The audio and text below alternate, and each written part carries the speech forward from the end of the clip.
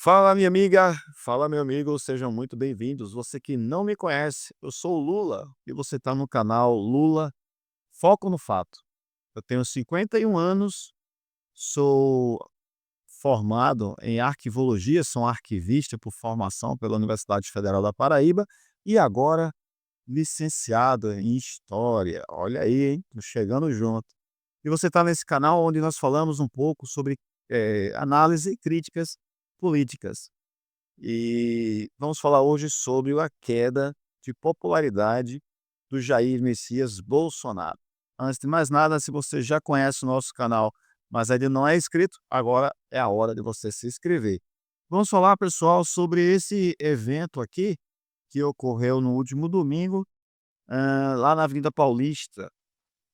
Segundo os institutos de pesquisa, de contagem, menos de 12.500 pessoas estiveram no horário de pico lá durante a manifestação. E, por isso, algumas pessoas trataram o movimento como o último flop Bolsonaro na Paulista. Gado abandonou. Bom, iremos tratar um pouquinho sobre isso aqui hoje, conversarmos um pouco, né, refletirmos e argumentarmos. Por quê? Por que será, na sua opinião, que Jair Messias Bolsonaro está caindo na popularidade? Hoje ele divulgou aí que passou por um exame de endoscopia. É sempre assim, galera, quando ele está perto, ele acha que pode sair um pedido de prisão a qualquer momento, ele vai para o hospital, alguma coisa desse tipo. Bom, mas vamos lá. Um ponto que eu queria trazer aqui para gente, direto ao ponto, com foco realmente no que a gente quer falar, motivos da queda de popularidade de Jair Bolsonaro. O primeiro motivo, eu poderia dizer que para algumas pessoas a gestão da pandemia, eu não vou falar os nomes aqui para não dar problema com o YouTube, né. Mas durante a sua gestão, ele teve que ser o personagem que o seu grupo extremista exigia que ele fosse. Ele não poderia demonstrar que acreditava na ciência, porque tem um grupo que apoia ele que não acredita na ciência. Então ele tinha que ser cada vez mais louco, cada vez mais insano, cada vez mais idiota para que desculpa a expressão, os iguais pudessem permanecer com ele. Eh, Ele minimizou a gravidade da doença, chamou de gripezinha, debochou de mortos e da vacina. Os seus apoiadores dizem que ele não chamou de gripezinha, que ele estava apenas imitando Drauzio Varella. Mas eu vi o vídeo, ele de fato chamou, com o histórico de atleta que ele tinha, não passaria de uma gripezinha.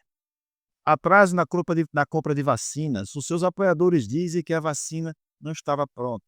Porém, você lembra muito bem que o general Pazuello autorizou a compra de vacinas que vinha da China e ele desautorizou. Disse que não daria esse gostinho ao Dória pelo poder da presença da República e tinha medo que o Dória fosse eleito presidente.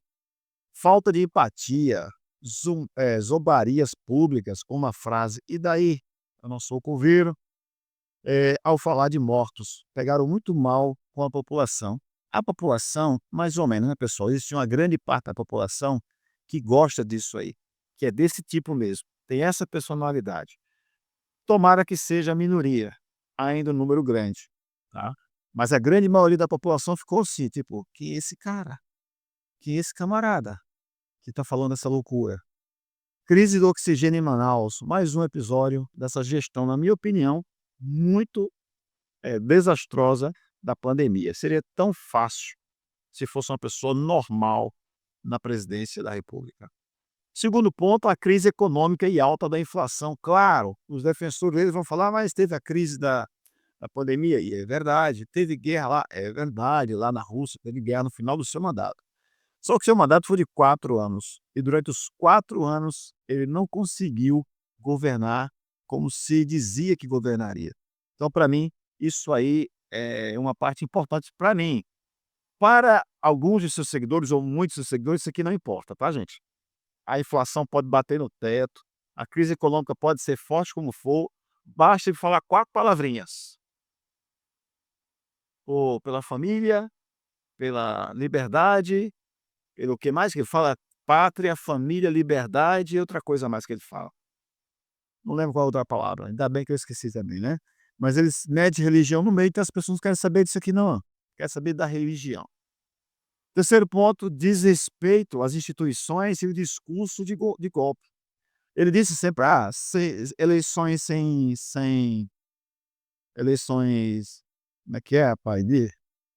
Eh, tem um nomezinho, né, com registrado no papelzinho? As eleições sem contagem dos papéis, alguma coisa assim, não seria eleições. Não seriam eleições limpas. Então ele acusou e ameaçou por vários momentos que não haveria eleição. Ele ameaçou o golpe a todo momento. Porém, entenda que uma parte da população ele se queimava com uma parte da população aqui, mas com outra parte ele estava, é isso que a Vila queria.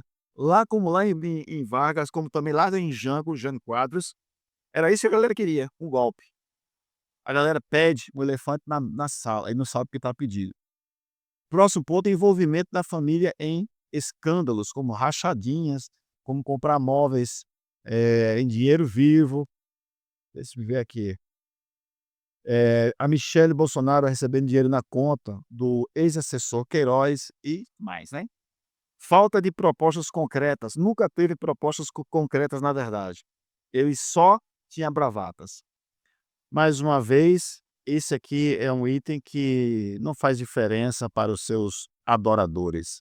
Falta de propostas concretas, tudo que eles querem que ele fale é o seguinte: bandido bom é bandido morto, vamos metralhar a petralhada, eh, Lula não vai sair da prisão.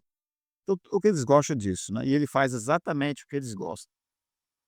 Postura agressiva e divisiva, com certeza, mandando o pessoal calar a boca, eh,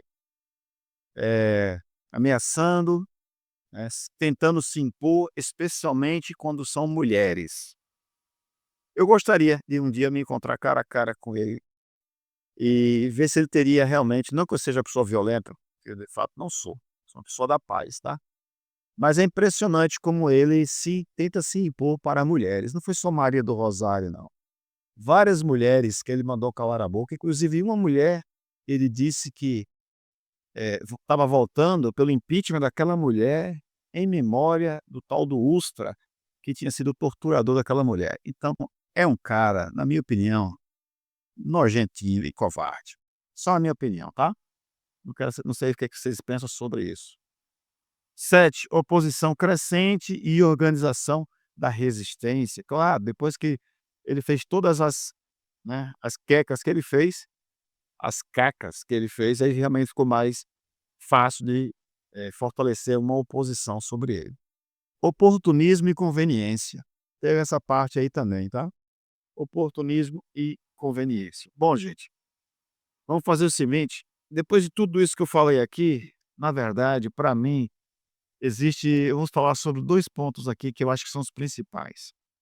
O primeiro, ele, tem falado e feito coisas que decepcionaram ou fizeram as pessoas acordarem para a vida. Ah, chamou seus apoiadores que apoiavam ele a dar um golpe de idiotas, né. Pediu desculpas ao Alexandre de Moraes várias vezes, coisa que os seus fiéis ficaram se tremendo assim, né, e não acreditaram. Inclusive convidou o Alexandre de Moraes para ser seu vice-presidente numa chapa presidencial, sendo que ele é inelegível. E depois ele chamou o ministro Alexandre de Moraes de "meu ministro". Parecia uma donzela apaixonada, parecia. Bom, pessoal, então para mim o primeiro ponto é este: ele não é mais aquele bravador, imbrochável, incaível, imorrível. Caiu na real de que ele não é nada disso. É aquele campeão de Viagra, de que ele é inelegível, de que ele é candidatíssimo a ser condenado, virar um condenado da justiça. E aí o pessoal, muita gente de fato se acordou, despertou do sono profundo. Ainda tem muita gente? Claro que tem, mas o número é cada vez menor de idólatras que adoram, idolatram o inelegível. Jair Messias Bolsonaro. É a minha opinião, pessoal. Se você concorda ou não concorda, é a minha opinião, tá? O outro ponto, esse é um ponto, ele mudou. O outro ponto são os seus apoiadores.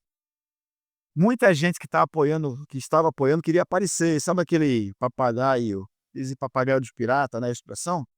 Muita gente aparecia aqui, ó, Bolsonaro à frente, dando entrevista, e os papagaios aqui do lado, ó. Quantas e quantas vezes você não viu isso? Fosse em motociata, fosse em entrevista, fosse no cercadinho, muita gente querendo aparecer.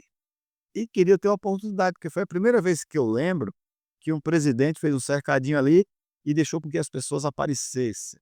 Era uma forma de dizer assim: "Ó, tô aqui, tá certo, eu sou bom, sou legal", mais ou menos, né. Então, essa galera que queria aparecer hoje sabe que se aparecer atrás dele ali, a imagem é queimada, porque ele é um camarada hoje que é visto no mundo inteiro como um futuro presidiário. Tentou um golpe de estado e olha só, ele está sendo processado por poucos crimes. Se ele fosse processado de fato pelo crime maior da sua gestão, que foi a gestão da pandemia, ele seria condenado muito mais rápido e por uma pena muito maior. No Brasil não existe pena perpétua, claro, mas ele seria, assim, para mim, o crime muito mais grave foi o crime que ele cometeu contra as vítimas da pandemia. Pessoal, eu vou ficando por aqui. São esses 2 pontos para mim.